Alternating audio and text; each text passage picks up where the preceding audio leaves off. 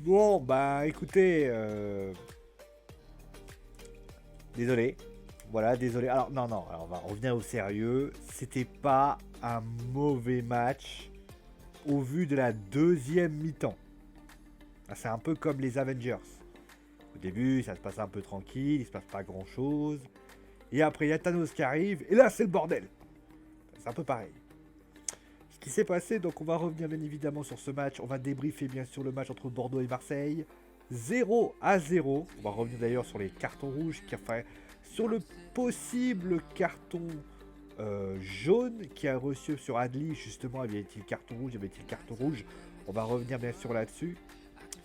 Et bien évidemment, nous allons revenir sur aussi la prestation des Marseillais, sur la prestation des Bordelais. C'est l'heure de la foot zone, c'est parti. Donc on va revenir bien sûr sur ce qui s'est passé. Alors surtout lieu en deuxième mi-temps. Alors il y a eu une bonne deuxième mi-temps de la part d'un bon début de deuxième mi-temps de la part des Marseillais qui se créent deux occasions. Une frappe de Thauvin qui est déviée. Et il y a la frappe de. Alors, après, et juste après, Valère Germain récupère le ballon. Donc, il est. Alors, on va vous prendre la palette. Il est sur le côté gauche, Valère Germain. Donc, il est là. Donc, on va le mettre comme ça. Voilà. Il fait ça, il fait ça, il fait ça, il fait ça, il fait ça. Et il est ici. Donc, c'est donné par Benedetto qui donne un ballon comme ça. Et à partir de là, il y a. Je crois que c'est Thauvin qui était ici. Qui se retrouve ici. Et ce qu'il fait, c'est qu'au lieu de frapper, comme il pourrait frapper, tu vois, comme ça, il préfère donner la balle comme ça, et forcément, le contrôle, il est mort, il est pas bon, parce que forcément, son contrôle est merdique, et forcément, ça se passe comme ça. Et donc, il y a le premier événement du match, puisque là, ça passe, c'est complètement rate, enfin, ça passe, ou je sais pas ce qu'il fait, et à partir de là, il y a un contre qui se passe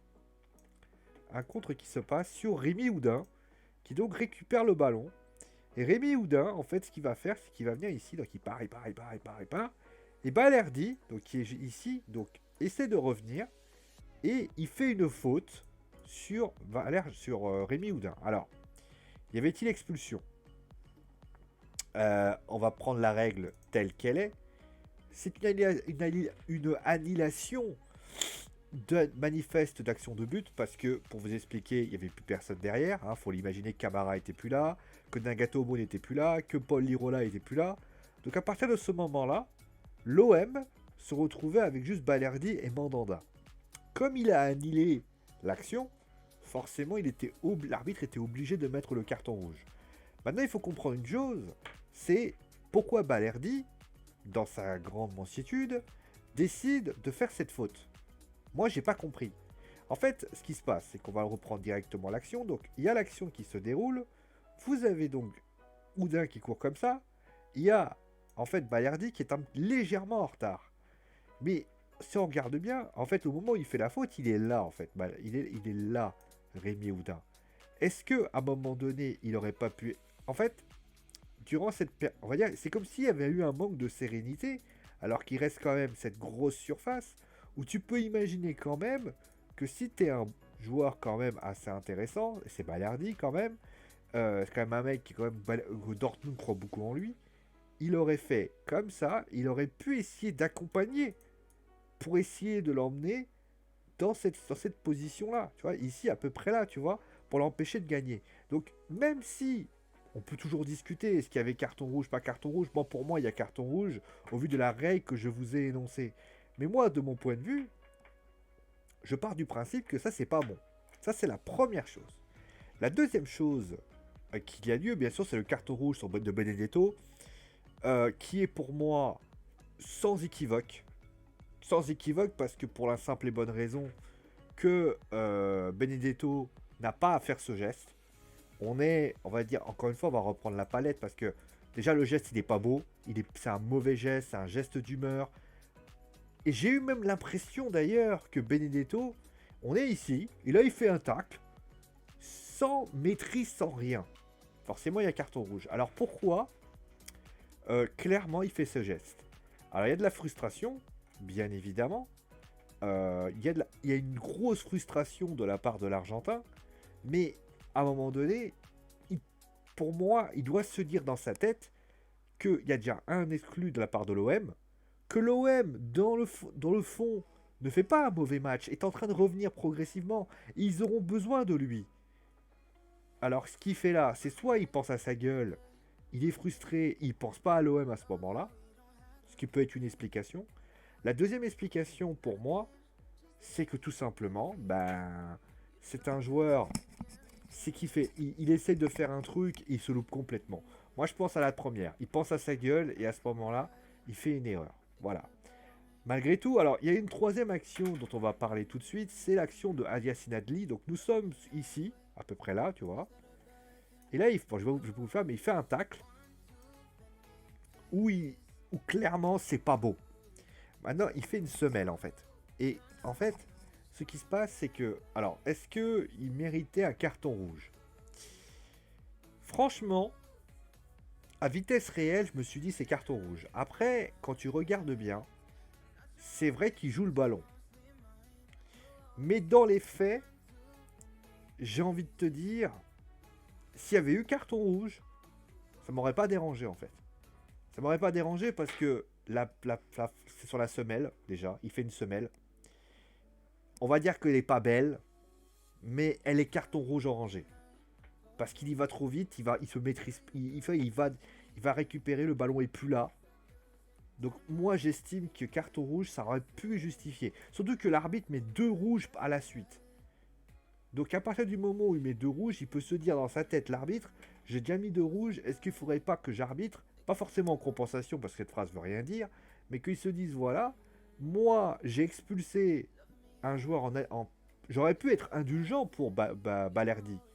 J'aurais pu dire voilà, bah, le mec il est en annulation, il n'y a pas réellement, on peut dire, parce qu'on peut discuter hein, parce qu'il est certes ici, mais si Balerdi joue bien le coup, il tire pas, mais il est là en fait. Et concrètement, tant qu'il tire pas, on peut se dire bon, il n'y a pas grand chose. Mais c'est vrai que personne ne couvre. Et moi, j'aurais peut-être mis un carton jaune.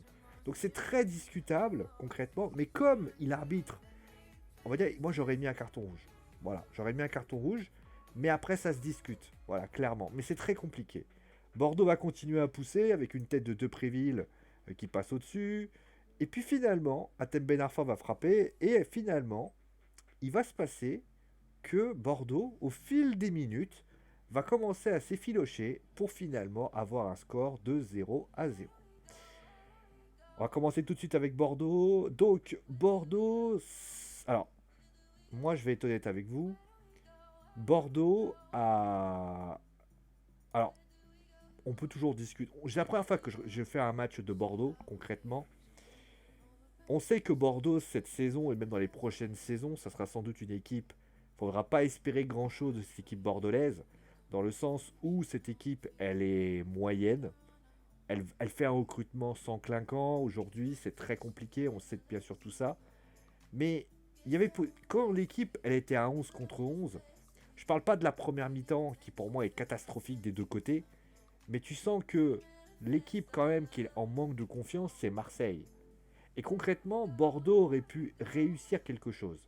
Ils ne l'ont pas fait. En première mi-temps, tu as vu que les techniciens, c'est-à-dire Rémi Houdin, que ce soit Atem Ben Arfa, etc., ont absolument pas pu peser. Ils arrivent en deuxième mi-temps, ils se font un peu secouer en deuxième mi-temps, étrangement d'ailleurs, et ils se prennent 2 coups pour eux, c'est-à-dire les 2 expulsions des Marseillais. Un qui est logique, j'ai dit, c'est Benedetto.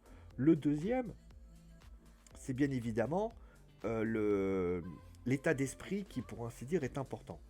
Donc à partir de là, il y a un problème d'état d'esprit. Donc moi j'estime de la part des Bordelais que Bordeaux doit être plus structuré et ils auraient dû gagner ce match. Comment tu peux perdre ce match? Enfin, pour moi c'est une défaite, voilà le mot. Alors que Bordeaux doit être plus impressionnant, techniquement, tactiquement, ils auraient dû gagner. T'es à 9 contre 11. T'es à 11 contre 9. Et pourtant, t'arrivais plus à jouer. C'est étonnant. Voilà. Après, pour ce qui s'agit de l'OM récupère un point. Maintenant, ils perdent 2 joueurs. Mais j'ai envie de te dire, c'est un bon point pour l'OM. C'est un bon point parce que l'OM a réussi quand même à mettre le feu, à essayer de produire quelque chose dans ce petit morceau, justement, de cette deuxième mi-temps. Après, ils ont même d'ailleurs failli, notamment, moi j'ai beaucoup aimé, notamment l'état d'esprit euh, de l'entraîneur, qui a essayé de mettre notamment un attaquant. Il a essayé de faire. Il s'est dit peut-être essayer, c'est bien, mais on le voit, Marseille manque de puissance offensive. Ce qu'a fait Valère Germain lorsqu'il y a le contre qui part de l'autre côté, ça prouve que Milic va être important. Milic va devoir peser dans cette rencontre. C'est vrai que cette équipe, elle manque de renfort offensif. Et l'attaquant qu'il leur faudra, ça sera Milic, clairement. Voilà, pas grand chose à dire de plus. Bravo aux Marseillais quand même pour ce match nul parce qu'il le fallait. Voilà, c'est encore une fois, c'est un match nul synonyme de victoire. Mais clairement, il va falloir mettre autre chose, mettre d'autres ingrédients pour mettre quelque chose d'intéressant. Voilà. Au niveau des tops et des flops, au niveau des tops, j'ai envie de te mettre. Alors pour les Bordelais, j'ai envie de mettre Baïs et Koscielny parce qu'ils étaient plutôt bons. Costil aussi qui a fait un bon match par rapport à ça. Camara que j'ai trouvé très bon à Marseille. Voilà. Lirola aussi, excellent Lirola, franchement, qui a essayé de se procurer des occasions, qui a été intéressant. Pape Gay aussi dans son système offensif, clairement.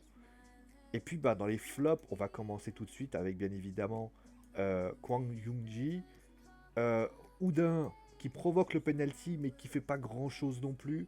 Atem Ben Arfa que j'ai trouvé assez éteint par rapport à ce qui s'est passé. J'ai beaucoup aimé Jean-Michel Siri et Adli qui a été plutôt intéressant mais sans plus. Donc clairement voilà. Quateng qui a été intéressant aussi. Quateng qui a essayé de déborder, qui a essayé de faire des choses. Voilà, c'était quelque chose d'intéressant. Voilà. Bon finalement, voilà, c'est un point perdu pour 2 points de perdu pour Bordeaux qui ne réussit pas à passer du côté de l'Olympique de Marseille. Marseille finalement récupère ce point mais n'est pas plus assuré. Mais on rappelle que Marseille a 2 matchs de retard, donc avec 2 points de match en plus.